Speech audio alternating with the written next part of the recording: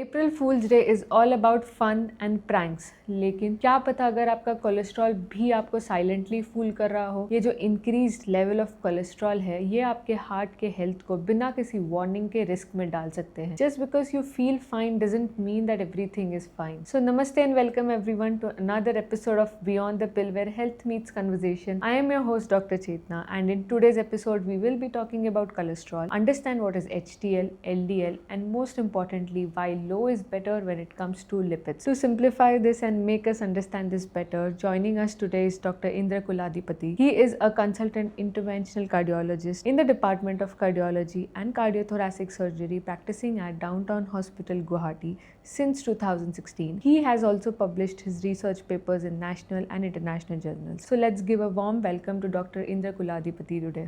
Hello doctor, very firstly welcome to our show which is Beyond the Pill.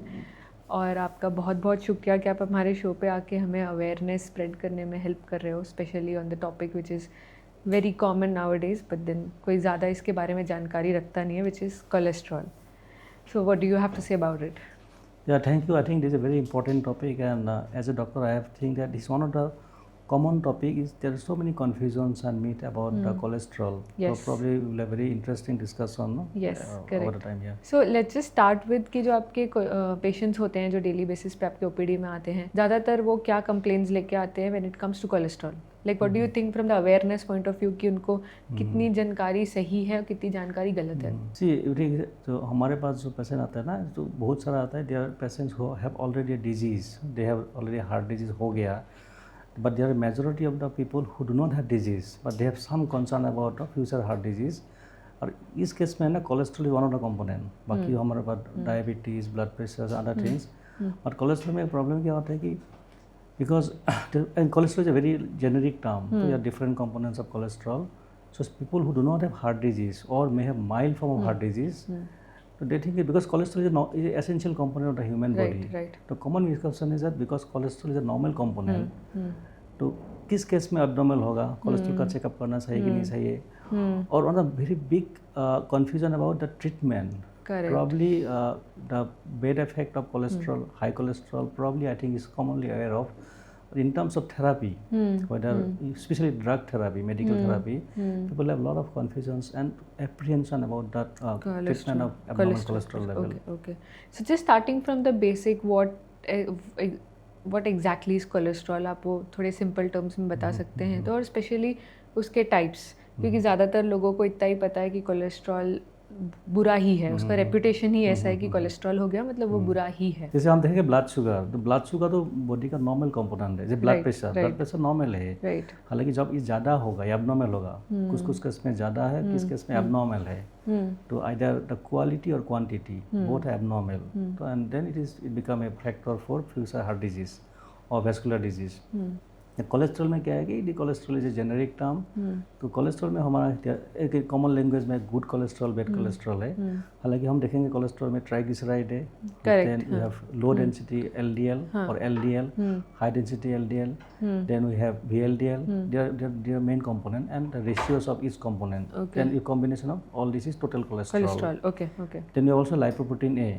But generally common language में हम लोग देखते हैं ना गुड कोलेस्ट्रॉल और high cholesterol, bad cholesterol. That means LDL is good bad cholesterol, HDL is high cholesterol, good cholesterol. Okay. हाँ. And triglyceride. Okay. Three main component is triglyceride, the LDL so called bad cholesterol and HDL so called good cholesterol. Okay. So LDL is bad cholesterol, HDL is good cholesterol and triglycerides are also, या you can say bad cholesterol. Bad cholesterol में ही आता है. Okay. So usually जो patients आते हैं आपके पास वो cholesterol report लेके आते हैं, ज़्यादातर कोलेस्ट्रॉल रिपोर्ट लेकर आपके पास आ जाते हैं या फिर सिम्टम्स लेकर आते हैं, फिर आप उन्हें एडवाइस करते हो कि आप अभी कोलेस्ट्रॉल की स्क्रीनिंग करना स्टार्ट करें? जो हमारे केस में देखेंगे personally I have seen that many cases लोगों ने ऑलरेडी, क्योंकि आजकल अवेयरनेस ज़्यादा है कंपेरेटिवली है ना, जो और अवेलेबिलिटी ऑफ इंफ्रास्ट्रक्चर है, तो वो लोग ऑलरेडी कर लेते हैं. Because the awareness and laboratory का भी प्रमोशन होता है. They already have a blood test, blood sugar, then blood pressure, then cholesterol level, and before they come to a doctor like us, उनके पास ऑलरेडी एक रिपोर्ट है. तो then the apprehension start होता है कि क्या इसका इम्पोर्टेंस क्या है, दवा लेना कि नहीं लेना है. क्या therapy, drug therapy, diet therapy है। तो सेकेंड इंपॉर्टेंट जो है, बहुत लोग को एक्चुअली पता नहीं है, they do not have any disease at all, और they have some mild form of disease, ज़्यादा बीमारी हुआ नहीं है, बट उस केस में is very important routine screening में। जैसे the 3 important component for adult person, one is blood pressure, second is blood sugar and ठीक है कोलेस्ट्रॉल लेवल। तो अगर पहले कभी नहीं किया है और बीमार नहीं भी हुआ है, एंड इवन किसी का बीमार भी हुआ है ना एट एनी स्टेज, अगर ये सब आप डिटेक्ट कर लेते हैं, then accordingly we can decide the type of therapy including lifestyle. तो इन ब्रॉड 2 का टाइप सिचुएशन से, एक में ऑलरेडी लोगों ने टेस्ट किया है, टेस्ट इज एबनॉर्मल, एंड दूसरा केस में कोई बीमारी हुआ नहीं, लेकिन हमको करना चाहिए, क्योंकि अच्छा क्यों करना चाहिए पब्लिक हम डिस्कस करेंगे, क्यों इम्पोर्टेंट है करने के लिए। ओके वो जाने से पहले तो ऐसे कौन से सिम्टम्स होते हैं जिससे पेशेंट को लगता है कि अब मैंने टेस्टिंग करा लेनी चाहिए या अब टेस्ट करना ज़रूरी है? It's a very interesting question है कि ये हम लोग डेली फेस करते हैं। हाँ, एंड सो इम्पोर्टेंट है कि अगर किसी का कोलेस्ट्रॉल एबनॉर्मल है, या आइदर क्वालिटी और क्वांटिटी दोनों हो सकते हैं। हाँ, तो इन केस में ज़्यादातर केस में there no symptom at all. Symptom आपको तब होगा then you have a disease, that too advance form of disease. किसी का अगर माइल्ड फॉर्म हार्ट डिजीज है, सिम्टम होगा नहीं बाय एंड लार्ज, साइलेंट होगा till the disease is beyond a certain stage which is already advance stage है। So cholesterol high होने से कुछ रेयर केस में, जेनेटिक केस में होता है, कुछ स्किन में सिम्टम दिखाई जाता है, लीजन्स आता है, बट वेरी रेयर। और जो कॉमन गार्डन, जो कॉमन जो वैरायटी है हमारे सोसाइटी में होता है, लाइफस्टाइल रिलेटेड है, उसमें हाई कोलेस्ट्रॉल से कोई सिम्टम नहीं होगा till the person develop a disease which is may be advance form. Okay, so ज़्यादातर ऐसे बोलते हैं कि जो हाई कोलेस्ट्रॉल है ये मेन में ज़्यादा देखा जाता है और वुमेन में कम, तो ऐसा क्यों है? जी, आप ऐसे देखेंगे मेडिकल साइंस में ना, most of the chronic disease the men are prone for chronic disease. आप एवरेज लाइफ एक्सपेक्टेंसी देखेंगे, the average expectancy of a life in a male person is less compare to female, and that is true for most of the chronic disease. Okay. So it is diabetes, it is lifespan, it is cholesterol. Most of the cases, I think, because female, the multiple reasons. One of the reasons is the protective effect of the female hormones in the pre-menopause. That is one reason. So cholesterol is no exception. However, after menopause, or if the women have high cholesterol, the effect becomes stronger. So proportion wise, probably female have less incidence of like diabetes or hypertension or abnormal cholesterol. Once one particular person or one particular female have abnormality, she is more prone to develop disease. So in such cases, ideal age क्या है जब cholesterol की screening चालू कर देनी चाहिए, regardless of symptoms हैं या नहीं है? जैसे मैंने जैसे बताया कि कुछ जेनेटिक रेयर डिजीज़ है, जैसे होमोजाइगस हाइपरलिपिडेमिया, जिसमें आपको सिम्टम दिखाई देगा अर्ली एज में। Early means first decade of life, second decade of life, ये एक्सेप्शंस है, not so common. Routine case में हम देखते हैं मेजॉरिटी केसेस में कि कोलेस्ट्रॉल का जैसे कोई सिम्टम नहीं होता है, unless there is specific reason of suspicion. Most of the cases में एक एडल्ट पर्सन में होना चाहिए cholesterol checkup. Adult means 18 years.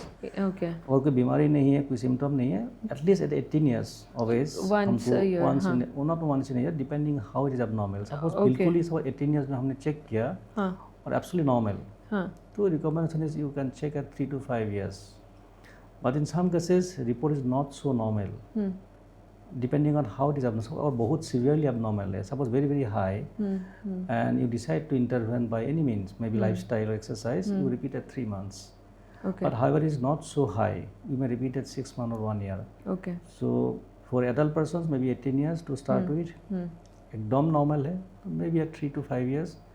But in most of the cases there are some abnormalities detected, बिल्कुल नॉर्मल नहीं है, तो उन केसेस में हमको डिसाइड करना पड़ेगा at some intervals with maybe as low as 3 months or 6 months, maybe sometimes yearly, as prescribed by doctor.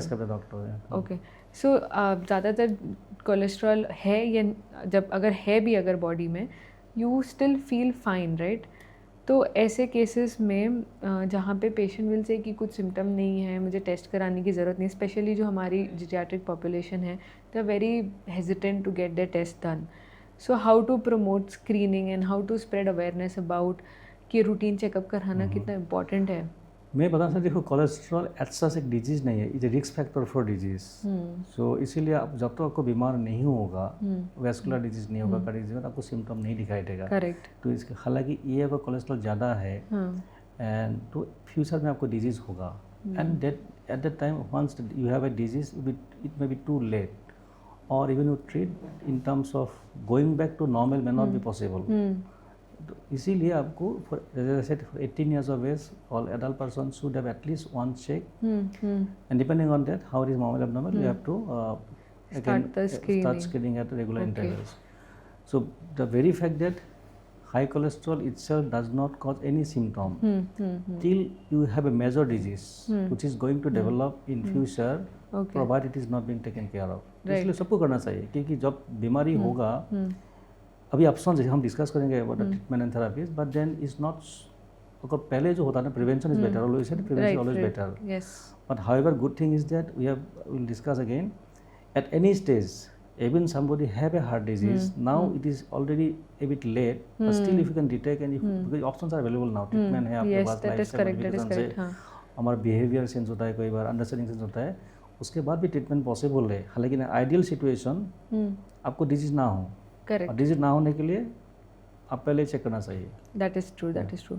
सो जैसे अभी ट्रीटमेंट ऑप्शंस की बात करें तो अभी क्या एडवांस ट्रीटमेंट ऑप्शंस अवेलेबल है कोलेस्ट्रॉल के लेवल्स मेंटेन रखने के लिए, सो दैट उससे कोलेस्ट्रॉल लेवल बढ़ने से हार्ट अटैक ना हो सके? आप पहले देखिए कि ट्रीटमेंट में देखिए आप देखो क्यों एबनॉर्मल है। सपोज एक पर्सन का एबनॉर्मल है तो देखना पड़ेगा एबनॉर्मल क्यों है, और मोस्ट ऑफ द केसेस में एबनॉर्मलिटी का cause is related to probably lifestyle. तो इसलिए अगर लाइफस्टाइल एबनॉर्मल है in terms of diet, exercise, तो that is a foundation, and at any level for any persons at any age if it is abnormal, then the first thing is the lifestyle management. That has to be personalized. Second thing is obviously some genetic factors. So foundation is always the lifestyle modifications, which is I think healthy lifestyle, that is true for all chronic disease. Right. जो diabetes के लिए भी same है, blood pressure के लिए भी same है, and आपको and then you have to, वो पर्टिकुलर पर्सन का you have to calculate the risk of developing disease, the two things already whether that person have already developed disease or at high or low risk or medium risk based on his cholesterol level, his family history, or his or her family history, other factors like so diabetes, genetic blood has pressure, a big role to play in this. Genetic factors है, age is a factor. अगर कोई person because age itself is risk factors, किसी का अगर higher है, जितना आपको as ज़्यादा होगा, उम्र ज़्यादा होगा, इतना आपको रिस्क ज़्यादा है। ओके, जैसे कोई 75 और 80 का है और कोई कोलेस्ट्रॉल नॉट सो हाई, उनका भी रिस्क ज़्यादा है, because you have already live for a sufficient some period, body में कुछ चेंजेस आएगा। तो इसीलिए आपको देखना पड़ेगा उस पर्सन का रिस्क कितना है, एंड उसमें रिस्क कैलकुलेशन में आपका कोलेस्ट्रॉल कितना एबनॉर्मल है, थोड़ा सा एबनॉर्मल है, बहुत ज़्यादा एबनॉर्मल है, बहुत ज़्यादा एबनॉर्मल है, suppose I will give a number, और किसी का LDL which is called bad cholesterol, LDL is more than 190 suppose, at most of the cases आपको मतलब drug therapy, you have to give a treatment in terms of drug therapy और medicine plus lifestyle and exercise or other thing, which वो तो required है। Okay, so कोई optimal level है जो maintain करना चाहिए, और it differs from person to person, is it that way? I think a very unique, I think very interesting question, because जैसे हम लोग ब्लड प्रेशर के लिए बोलते हैं, डायबिटीज़ के लिए बोलते हैं, we have a normal value, तो आपको ब्लड प्रेशर इतना है नॉर्मल है, above this is abnormal. Same for diabetes के लिए universal definition of by WHO, बोले इससे ज़्यादा है तो आपको डायबिटीज़ है। Cholesterol is I think very confusing. तो हमारे पास लोग आता है कि मेरा कोलेस्ट्रॉल रिपोर्ट देखिए, ये तो नॉर्मल लग रहा है रिपोर्ट, हालांकि cholesterol is very unique thing, is that the how appropriate should be your cholesterol level depends from person to person. Yes, एक पर्सन बिल्कुल हेल्दी है, यंग पर्सन से, उसके लिए नॉर्मल कोलेस्ट्रॉल लेवल डिफरेंट होगा। एक पर्सन का ऑलरेडी डायबिटीज़ और हाइपरटेंशन से उनका कोलेस्ट्रॉल लेवल डिफरेंट होगा। एक पर्सन का ऑलरेडी बीमार हो गया, he has already some cardiac disease who have been treated previously, और अभी हुआ है उनको सिम्टम आया कार्डियक डिजीज का, उनके लिए टारगेट लेवल डिफरेंट होगा। सो आई थिंक तो कोई यूनिफॉर्म लेवल नहीं है। ओके, बट प्रिंसिपल क्या है कि अगर आपका डिजीज ऑलरेडी है या आपको ऑलरेडी हाई रिस्क में है, हाई रिस्क मतलब फ्यूचर डिजीज के लिए रिस्क है, तो आपको कोलेस्ट्रॉल बाकी लोगों से, किसी से प्रॉब्लम नॉर्मल का रिस्क नहीं, उनके से कम होना पड़ेगा, कम होना चाहिए। And that is a confusion, क्योंकि जैसे आपको ऑलरेडी हार्ट डिजीज है और आपको डायबिटीज़ है, आपको लगता है कि मेरा LDL इज से 110, looks like normal but is not normal. Right. They need to understand कि आपके क्या क्या क्राइटेरिया हैं। ओके, सो ऐसे जनरलाइज्ड ऐसे हो गया है अभी तो कि जिसको भी मोटापा है या ओबेसिटी है उसको कोलेस्ट्रॉल होना मैंडेटरी ही होता है, ऐसे एवरीवन थिंक्स, बट देन जो लीन है वो सोचता है कि ठीक है, I am fit, I am not obese, तो मुझे नहीं हो सकता कोलेस्ट्रॉल। पार्टली थ्रू है। आप देखिए कोलेस्ट्रॉल बढ़ने का reason, there are multiple reasons है। तो Yes. उसमें obesity is one factors. Yes. आप देखेंगे the conventional risk factors for cardiac disease, तो उसमें ओबेसिटी फर्स्ट 5 में नहीं आता है। फर्स्ट 5 में is of more of age, male और female, then diabetes, hypertension, dyslipidemia, ये सब है। तो Okay. Obesity is Okay. Not the only factors. Okay. हालांकि देयर एसोसिएशन, कोई पर्सन अगर एबनॉर्मली ओबेस है, उसमें how define obesity is important. Obesity हम लोग देखते हैं कि ओबेसिटी के लिए आप you can see the body fat mass, you can see the waist ratio, you can see the body mass index. Yes. तो देयर समटाइम फेलासीज है, क्योंकि एवरी पर्सन का बॉडी स्ट्रक्चर डिफरेंट है। और I am saying is that क्योंकि बाकी reason भी है। तो one person may not be very overweight, right. But he has high visceral fat. That's true, का दैट्स डिफरेंट ट्रू। होगा। द जेनेटिक फैक्टर्स है, the diet itself is one factors. तो Yes. इसलिए I think obesity one of the association. Okay. But जैसे हमने देखा कि India में हमने देखा बहुत लोग थीन पर्सन है, looks not very obese, but उनका डायबिटीज़ है, उनका हार्ट डिजीज है। हालांकि ओबेसिटी होने से you have one more factor to add, added factor हो गया। Okay, उसमें okay, फिर आपको risk probably high compare to non obese persons. Okay okay. और मैं क्या बोलना चाहता हूँ कि अगर ओबेस नहीं होने से आप प्रोटेक्टेड नहीं है, ओबेस होने से आपको रिस्क ज़्यादा है, but that does not mean that if you are not so obese you are protected. You still can have heart disease, you can still have hypertension. And India में देखिए many of the diabetic are like lean diabetic. Yeah, With nowadays lean it's that diabetic. way. Yeah. So अगर ऐसा भी है कि कोई physically active है, diet भी ठीक है, but then consumes alcohol on regular basis, या is a chain smoker, so इनके कितने chances बढ़ जाते हैं to get this cholesterol?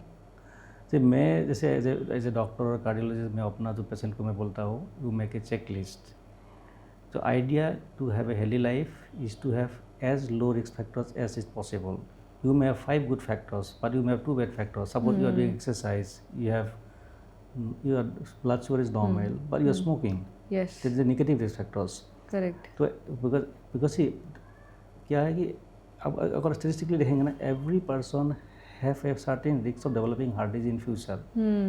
तो इसलिए सबका एक डिजीज रिस्क है और जीरो नहीं है। और the higher the number of good factors, protective factors, risk will be less. Right. तो higher the number of bad factors, आपको रिस्क ज़्यादा होगा। Correct. और मोर एग्रेसिव फॉर्म में होगा। इसीलिए एक अगर अच्छे फैक्टर है बट 2 अगर खराब है, तो आपको वो भी काउंट होगा। At the point will have a score. Actually आप यहाँ पे objective, there are scientifically different risk scoring है। रिस्क स्कोरिंग में देखा गया आपको number depending on the risk factors, like say blood pressure, like cholesterol level, then age, male female, racial factors like South Asians and Indians have high risk factors. If you calculate this, higher the number of factors, higher the risks. तो इसलिए सबको inherent risks है। As a person who may not be diseased but who may be still healthy, हमको देखना है कि you should have least possibility of having a heart, any cardiac chronic disease like hypertension, diabetes. उसके लिए I think if you have any negative factors, I think that should be again to be taken care of. Exactly, that is true. Okay, so any so like you said कि जो major percentage of the cholesterol body में is not because of diet, right? So ऐसे कोई any specific food है जो consume करने चाहिए या नहीं consume करने चाहिए, या इससे भी ज़्यादा important HDL बढ़ाने के लिए कुछ diet recommendations होते हैं क्या? जैसे HDL हमको to make it easy हम देखते हैं LDL and HDL.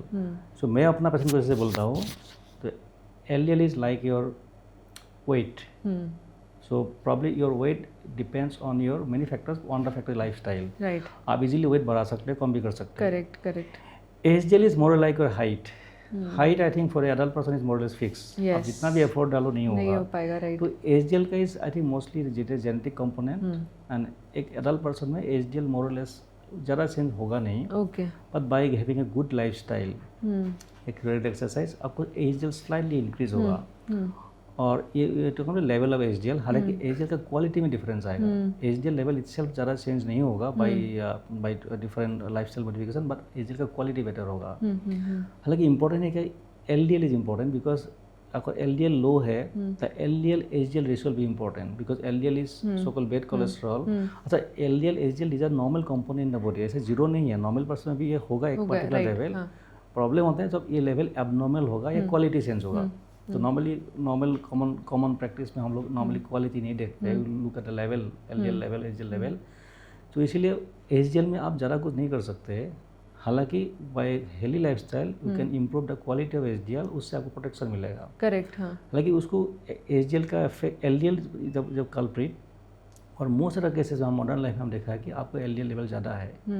जैसे कुछ रेयर जेनेटिक म्यूटेशन, जैसे कुछ सोसाइटीज़ है, कुछ रेसेस है, उसमें एक्चुअली कार्डियक डिजीज बहुत ही कम है, और उनका because of some genetic mutation उनका एलडीएल लेवल सब्सटेंशियली लो है, around the range of 20 to 30। तो देखा गया कि ये पर्सन में, इस पार्शियल जो पॉपुलेशन में जिसका एलडीएल बहुत कम है because of some genetic mutation LDL receptor, उनका हार्ट डिजीज एक्सट्रीमली रेयर है। तो मेरा कहने का मतलब है हमारा जो नॉर्मल, क्योंकि कॉमन मिसकंसेप्शन क्या है कि क्योंकि कोलेस्ट्रॉल हमारा बॉडी में रहता है, उसको ज़्यादा कम करेंगे तो शायद नुकसान होगा, ऐसा एक कॉमन मिसकंसेप्शन है। और हमारा बॉडी का जो वाइटल फंक्शन है, हार्मोन सिंथेसिस है, बाइल सिंथेसिस है, कुछ इम्यूनिटी के लिए ये सब एलडीएल इज रिक्वायर्ड। तो उसके लिए you need optimal level of LDL you need for a low level of LDL is important, sufficient. उसके ऊपर ज़्यादा है, जो एबनॉर्मल है वो एक्चुअली एबनॉर्मल है। तो may be LDL around 30 to 40 और 55 इज सफिशिएंट एनफ। उसके जो एक्स्ट्रा है आपका LDL, that is causing disease. Okay right. तो like blood sugar, blood sugar तो बॉडी में नॉर्मल कंपोनेंट है। आपको अगर ब्लड शुगर बहुत कम हो गया then you will have some serious health issues. हालांकि ब्लड शुगर जब ज़्यादा होगा beyond the normal value, then it is causing a problem in your health. Right, so it's important to understand that cholesterol has a major function to play in the body, but so you have to keep the levels very optimal. Also जैसे कि cholesterol control करने में you need lifestyle modification, but with that is well, how much important does exercise is? I think it's a proven fact that exercise से cholesterol levels बहुत हद तक control हो सकते हैं। जैसे मेरा पेशेंट को बोलता हूँ कि कोलेस्ट्रॉल लेवल ज़्यादा भी नहीं है, नॉर्मल भी है, you do not have any risk factor at all, आपका कोलेस्ट्रॉल नॉर्मल है, ब्लड शुगर नॉर्मल है, आपको कोई डिजीज नहीं है, स्टिल एक्सरसाइज है पॉजिटिव इफेक्ट। तो आई थिंक दैट इज, तो इसलिए सबको करना ही है। हालांकि अगर in the mild form cholesterol बहुत ज़्यादा नहीं है और आपको हार्ट डिजीज स्टार्ट नहीं हुआ है, then I think exercise is sufficient, तो आपको दवा लेने की ज़रूरत नहीं पड़ेगा। Right. So bottom line is exercise सबको करना पड़ेगा। And in terms of scientific data हम देखेंगे, and these are based on scientific data, not on personal opinion. I found that there level of exercise quantity in terms of duration and the intensities, how much will be protected, that have been seen. उसमें देखा गया है कि for an adult person who do not have any disease, acute disease, who is not so ill acutely, उनके लिए any form exercise, any amount is good enough. हालांकि और optimal benefit, because there is again upper line. अब बहुत if you cross the line, that may cause physical injury and harm. Correct. So the exercise should be according to one's fitness, which depends on the age and other factors. हालांकि एक otherwise healthy persons को जो exercise का जो prescribe limit है, if you do 300 minute over a week, you can split over 5 days। उसका मतलब 1 घंटा एक दिन, तो 60 मिनट्स इंटू 5 days, 2 दिन आप रेस्ट कीजिए तो 300 मिनट हो गया। 300 minute of exercise will give the maximum benefit. Yes, that is true. If you do 30 minutes also, half भी करेंगे, 150 भी करेंगे, वो भी बेनिफिट देगा। If you 10 minutes also, that will give benefit. और if you 300 minute over a week, per day 1 hour for 5 days, that will give the maximum benefit. Okay. If you cross that period, in some cases, and somebody is very obsessed with physical exercise, scientific data क्या है कि overall it will not give any extra benefit, कुछ ज़्यादा benefit नहीं है, that might cause some type of physical harm or physical injury. You don't have to get obsessed with not it. obsessed. I think there is an upper limit, and that is true for everything. I think Understand. too much is not good. Right. So there are this myth कि egg खाने से cholesterol बढ़ता है, या फिर और भी ऐसी कुछ डाइटरी फूड इनटेक है जिससे कोलेस्ट्रॉल बढ़ने के चांसेस होते हैं। So what is your opinion about it? मैं जो पर्सनली मैंने फेस किया है, मेरा प्रैक्टिस में हमने देखा है कि there are two component, one is vegetarian, non vegetarian. तो कॉमनली लोग बोल रहे हैं कि मैं नॉन वेज नहीं खाता हूँ, I am a vegetarian. So it is taken for granted that no, vegetarian food is good enough, is healthy. ऐसा नहीं है. So you have to look at so जो good thing है, एक तो quality and quantity of food. One is quantity of food. Quantity of food should be proportionate to your need. आपको कितना खाने का ज़रूरत है, अमाउंट कितना calorie, based on many things, your level of physical activity, your presence or absence of disease, आप कितना physically active है, आप कुछ दवा खा रहे कि नहीं खा रहे, एज इज़ ए फैक्टर्स, कोई मैनुअल लेबर क्या, कोई फिजिकली वेरी ओवर एक्टिव है, उनके लिए डिफरेंट होगा. सो बताओ आज का दिन में हमने देखा है कि जो ज़्यादातर problem in 21st century is because over eating. That is true. आपको जितना ज़रूरत है इतने ज़्यादा खाया. बहुत कम सिचुएशन हुआ कि लोगों ने कम खाया और बीमार हुआ. दैट इज तो एक तो आपको क्वांटिटी हो गया. क्वालिटी में जो साइंटिफिक डाटा है, there are some protective food, जैसे आपको enough of vegetables in raw form, then the salad, all those things. There's some healthy oil. Fish is supposed to be a good source of healthy omega. So again कुछ uniform prescription नहीं है. हाँ, and जो bad thing है आपको कभी high carbohydrate, and that is very one of the very commonly miss होता है. Right. There so many food which contain very high carbohydrate, also usually by exception एक दो है कि they are unhealthy. Okay. Those who contain too much of trans fat. तो आजकल तो खाने में आपको लिखा रहता है कितना कार्बोहाइड्रेट है, कितना फैट है. सो मैं तो मेक इट सिंपल पे बोलूँगा आपको, जिसमें बहुत ज़्यादा ट्रांस फैट है, इसमें बहुत हाई कैलोरी है, जिसमें कार्बोहाइड्रेट बहुत ज़्यादा है. Red meat is one of the things is not so healthy. The processed food is not so healthy. Vegetables and salad are healthy. Some of the fish are supposed to be healthy. Understood. And quantity is very important. That quantity is right. That is very right. That important. is true. So, are there any recent advancement in the medical for the treatment of cholesterol now? जब आप देखिए real life में देखेंगे ना, ये हमें से बताया डाइट और एक्सरसाइज. ज़्यादातर लोग क्या होता है कि उनको ऑलरेडी बीमार हो गया, उनका डायबिटीज़ है, and they have already heart disease. तो if somebody have already heart disease because of whatever reasons, एक one factors, in that cases the medicine is compulsory. Okay. जैसे आप कोई एक यंग पर्सन है जो कभी डिजीज नहीं हुआ है, and he had a cholesterol level check, then probably life style and life is sufficient, उनको कभी दवा लेने का जरूरत नहीं पड़ेगा. तो मैक्सिमम केस में क्या होता है, एज ए फिजिशियन हमारे पास कि पेशेंट ऑलरेडी बीमार लेके आ गया, इसमें माइल्ड फॉर्म ऑल्सो और एडवांस फॉर्म, तो उनको दवा लेना ही पड़ेगा.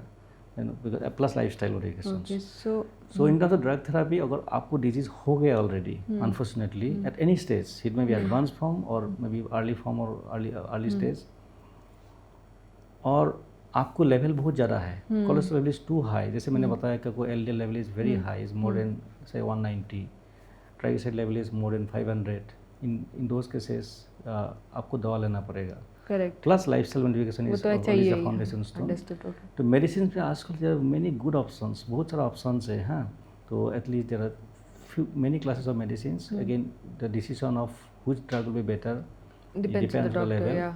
बट बाय एंड लार्ज मैं बोल सकता हूँ statin is one is requirement. Statin में भी there concept of high dose and low dose and medium dose or intensity rather. That depends on the values. Depends on the value and the disease. Understood. Okay. Statin बहुत साल से हुआ and these are based on scientific data. आजकल recent advance में statin के अलावा भी कुछ ड्रग है जो आजकल injectable molecules probably can discuss कर सकते हैं. तो पहले आपको आप अपना डॉक्टर से डिस्कस कीजिए आपको दवा का ज़रूरत है कि नहीं. हालांकि विद एक्सेप्शंस आपको ऑलरेडी बीमार हो गया, हार्ट डिजीज है, आपको दवा लेना पड़ेगा. Understood. Okay.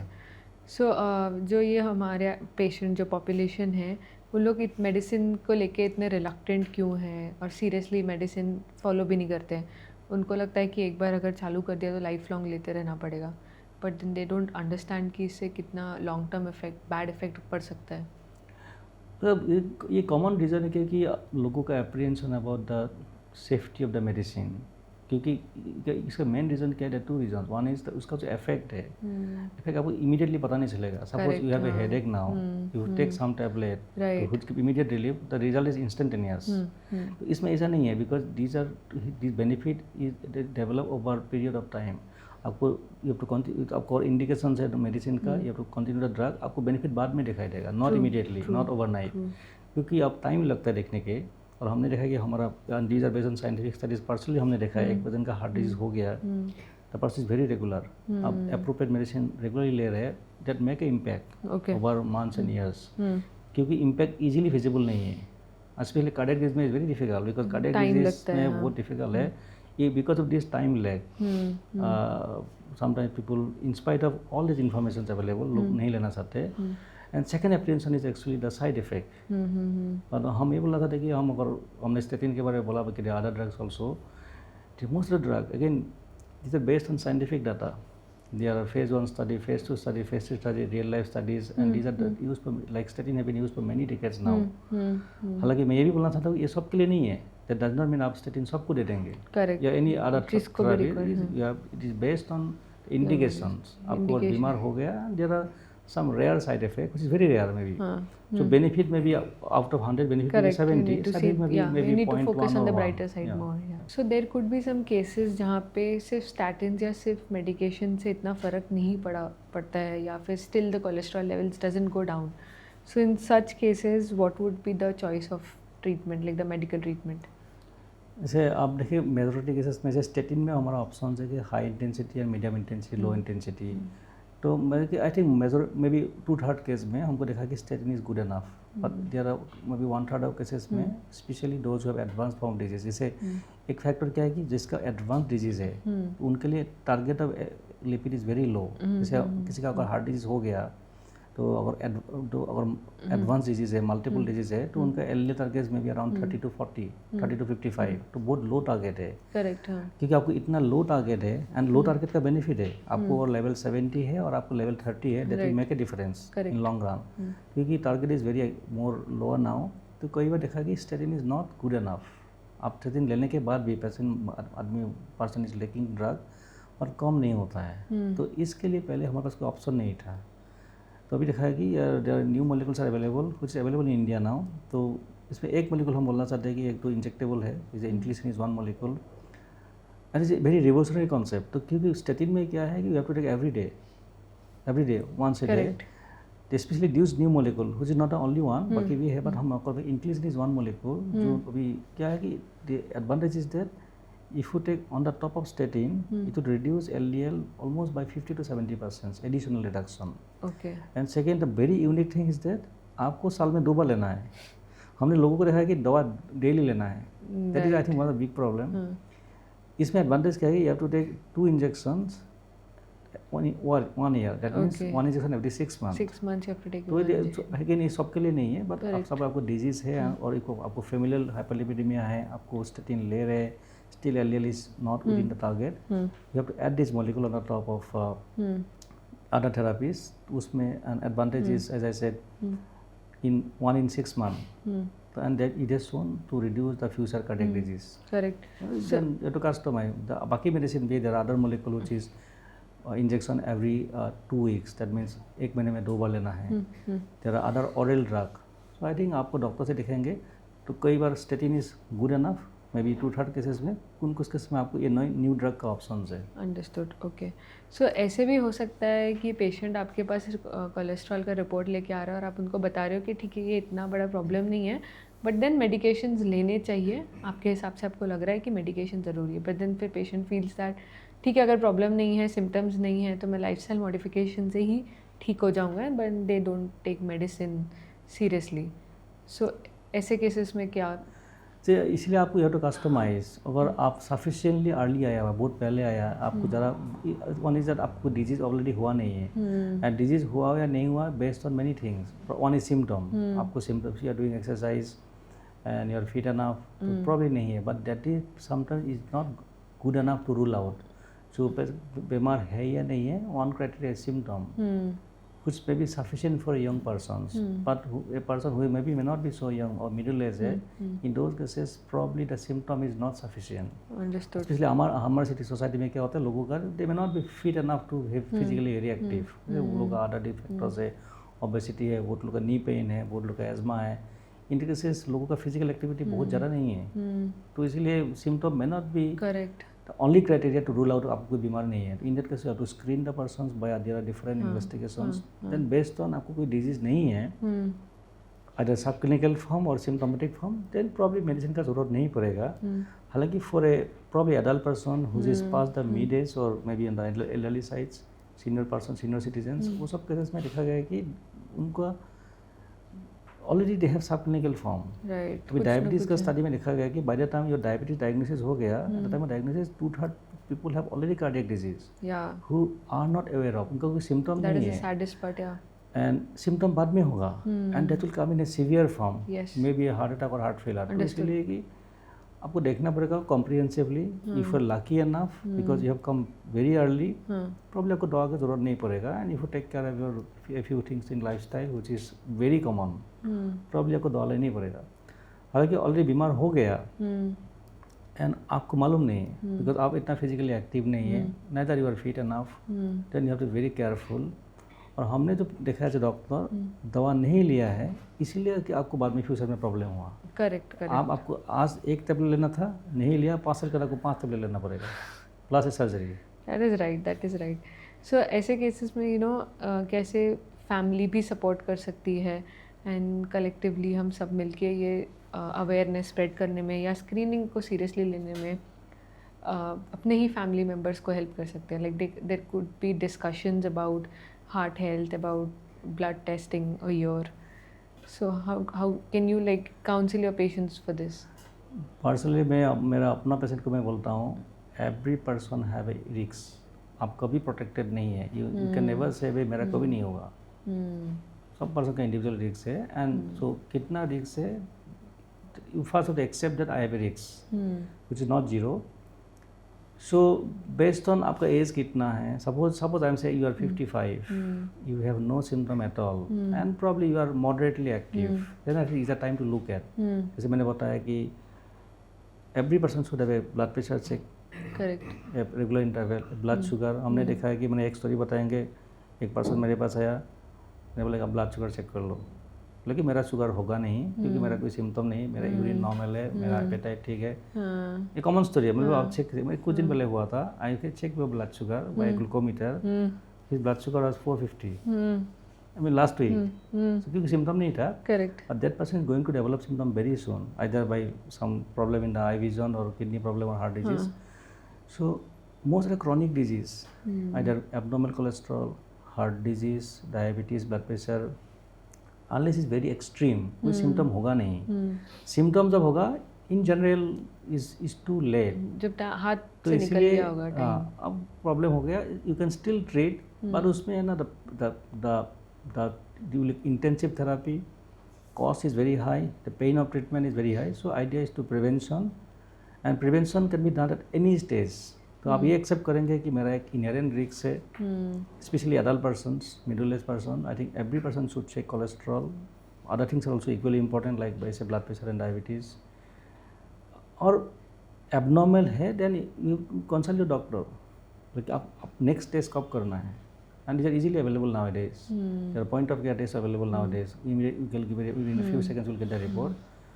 So I think has to be done because the idea of screening this is to prevent correct. Not today's disease, future disease. Yes, right. Which I think every person have a potential risk. तो आप वो accept करेंगे और आपको अब अगर आपने check किया देन आपको उस इन्फॉर्मेशन मिल गया कि मेरा ज़्यादा है, नॉर्मल है, कम है, then you can decide, you can discuss with your doctor. मुझे लगता है आपको करना चाहिए. Okay. Now coming to very interesting and very short segment that is rapid fire. So in this segment में मेरे पास कुछ क्वेश्चंस है, आपको वो क्वेश्चंस का आंसर बहुत क्विकली देना है. Okay.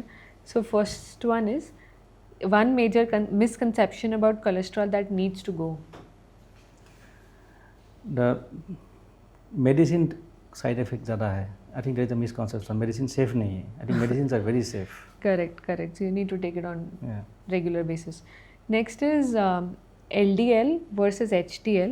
If you could give them a one-word description, what it would be? LDL bad cholesterol, HDL good cholesterol. Okay. The most underrated habit for a heart healthy life? I think the diet. Yeah, people don't take it seriously. At what age should someone start getting their lipid profile checked? With exception, I think every adult person. So that means 18 years. Okay. One food people think is bad for cholesterol, but it isn't. Probably, I think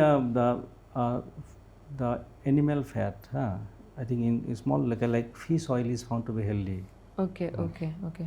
So, what is worse, high LDL or low HDL? High LDL is bad enough, but low HDL, high HDL is protective. But we have medicines for high LDL, so I think LDL is more important. Okay. One red flag in routine checkups that people tend to ignore. Absence of symptom. Right. कोई मेरा कोई symptom नहीं है तो मैं healthy हूँ. Correct. Statins or lifestyle changes, which comes first? I think regular exercise. Lifestyle changes are more important, right? Okay. The biggest mistake people make when trying to lower their cholesterol. The biggest mistake is लोग आगे मुझे आके बोल रहा है कि आपने दवा 2 महीने के लिए दिया, हमने खाया और फिर मेरा रिपोर्ट नॉर्मल आ गया and they never check again. So I think if once the therapy started you have to continue and you have to check and decide again. Correct. बंद कर देते 3 महीने के हाँ, बाद. खुद से नहीं बंद करना हाँ. चाहिए. Okay. So lastly, one key advice that you would like to give to our viewers about cholesterol. What I've said, the cholesterol is a normal component in human body.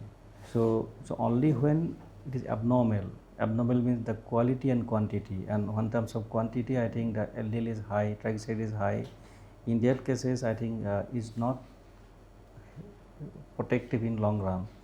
So you talk to your doctors, and based on your discussion, and you have to customize. So lifestyle is sufficient, but in many cases the lifestyle management exercise may not be sufficient, and in those cases our medicine आपको दे दिया doctor ने, medicine खाने के लिए दिया, then I think my advice is that at least those who have already heart disease do not stop the medicine. You continue the medicines and at regular interval you consult your doctors. And most of the cases, if you have diabetes, you have hypertension, you have heart disease, once cholesterol lowering therapy is given, is practically means lifelong. तो बंद नहीं करना है. I think that is the biggest problem as a physician I am facing. तो 6 महीने का बंद कर देते हैं कि मेरा रिपोर्ट नॉर्मल है, एंड देन 2 साल के बाद फिर नया बीमारी लेके आते हैं. I think the biggest thing discuss and probably I think these medicines are beneficial only when taken on long term basis, which is I think as a rule is lifelong. I think that is my key message. So thank you so much for joining us and अपना time निकाल कर आप हमारे show पर आए. So thanks a lot. Remember that prevention is the key. Regular screening, lifestyle changes, and with the right choice of treatment, it makes all the difference. So let's just not celebrate April Fool's Day with pranks, but let's make a reminder to be wise about our health, because when it comes to heart health, low is better. If you find our videos informative, don't forget to subscribe to our channel and follow us on Instagram at Mankind Specialities for more such health discussions on various health topics. Until then, stay informed, stay healthy.